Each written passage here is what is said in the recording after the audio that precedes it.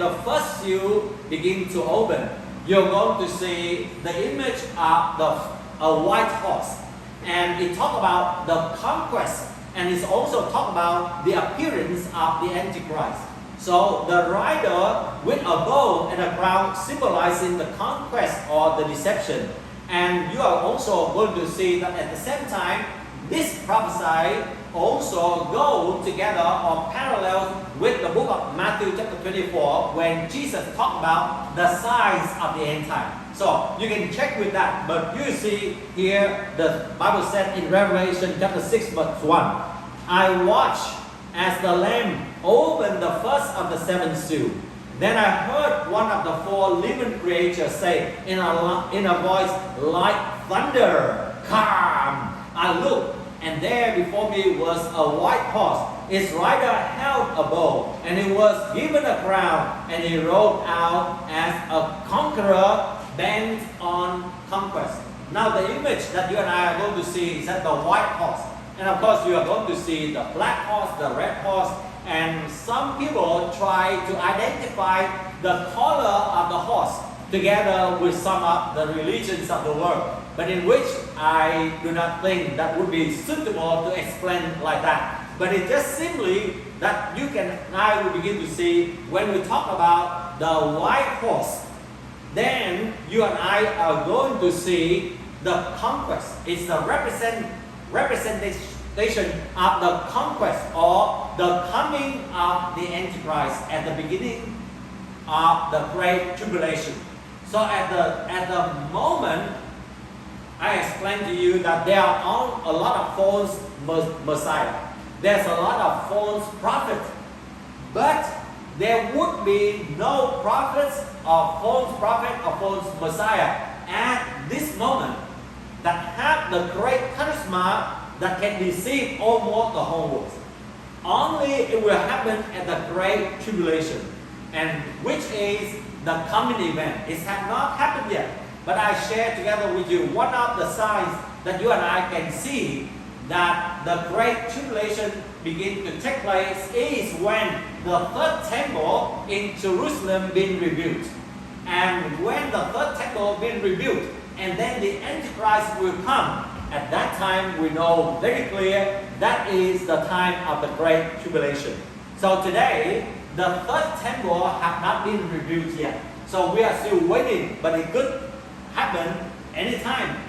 It could happen within a month or a year or maybe 2 years, we never know.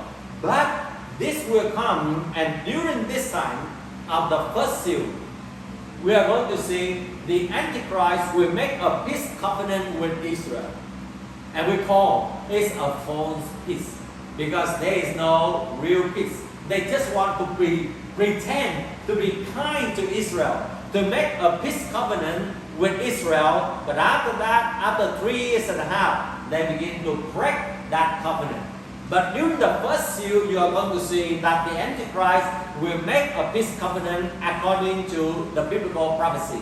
So you see that one of the things that is really amazed millions of people in the world is that the Bible can tell the event that would happen 1,000 years later.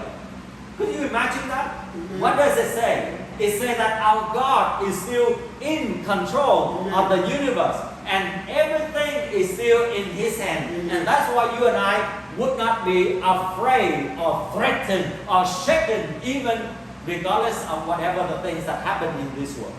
We see that the third temple will be rebuilt during the first seal. And then the Israel is falsely secured in the third temple, rebuilt on Temple Mount. And of course, we are going to see that the Jewish possession of the third temple will be for only a little while, according to the prophecy in the book of Isaiah chapter 63, verse 8.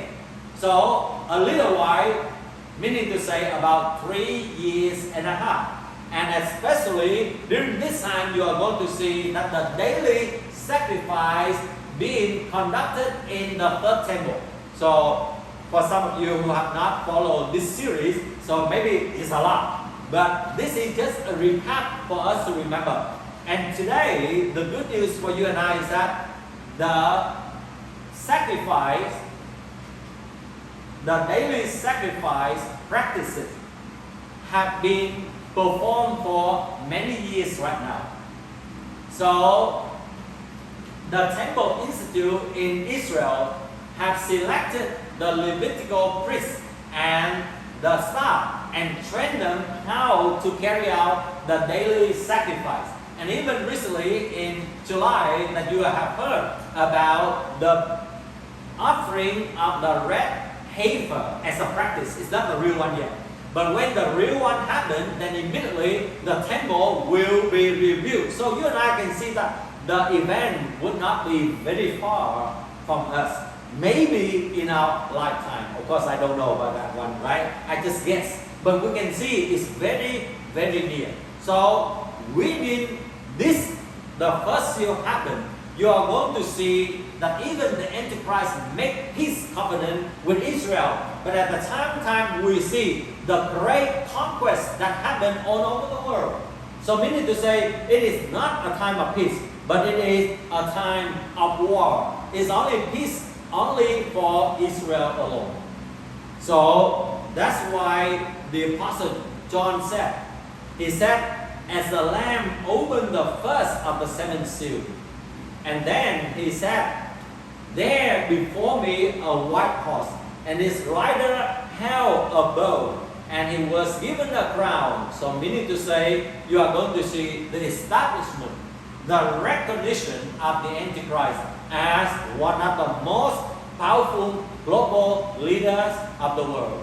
And they are riding on the horse, and white, usually the white color we usually associate with righteousness. So the Antichrist at the beginning also pretend themselves very good. They are good, they are kind, they are loving, they are righteous, they show all kind of the good virtue in order to deceive the people, to win the heart of the people first. But you see that they are having a bowl, and a bowl later on when we learn in the book of Revelation, it talks about the judgment.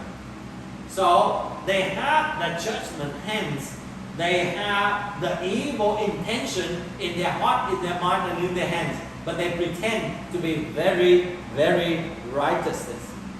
You see that sometimes when we look at certain people, we may not know exactly who they are. We can guess, right? Sometimes we can guess, but maybe we don't know because the heart of people is hard for us to fathom. Maybe they can be very, very good at the beginning, but later on you can find out that person is, we don't want even to talk about it. Now let me tell you one example. In our church before I was deported in our church, and before I was being arrested because as the religious persecution, there was a lady who came to our church. And this lady, middle-aged lady, and when you look at her at the first impression when you saw her in church, is very, very dedicated person, very religious person, or we can say this is a very spiritual person. You know that she prayed very powerful in the church, right? And then during the worship, you can see that she raised hand, she worshiped the Lord as if she's so good Christian. And she came to me and she said, Pastor, I want to serve in the church. But from our experience, and we always give them a time, but of course that the Spirit many times also remind us. So we just observe this lady first. So I didn't allow her to serve first, but just joining the service at the beginning. So you can see that she came to the church very early. And you know that in our church, we usually have 2 services or 3 services. And this lady, basically, morning service and afternoon service, she was there all the time. Most of the time, you can see she was there. But on the day when 40 policemen came and arrested me right there on the pulpit, do you know what happened? To make the story short, when we was being arrested, usually the policemen would call every one of us to present to them the ID. So the policeman, they will begin to write down all of our information, our name, our telephone number, and our address, right? So, and everyone will take turn one by one and do so. This lady was also there on that day, but she was the last day. She was the last person be in that room. After all of the believers being present to the police and give all the information, all of the believers left. She was the one left inside together with police. And this is what she did to the police. She went to the policeman, she shook the hand and she said, "Good job being done. Congratulations." What does that mean? And how do we know that? We know that because on that day in the cell room, you know that in the cell room, when you look at the glass, you can see through inside, right? And one of my co-workers were hiding inside the cell room. And as the policeman just come and see, oh, no one there, so they didn't go and check very carefully.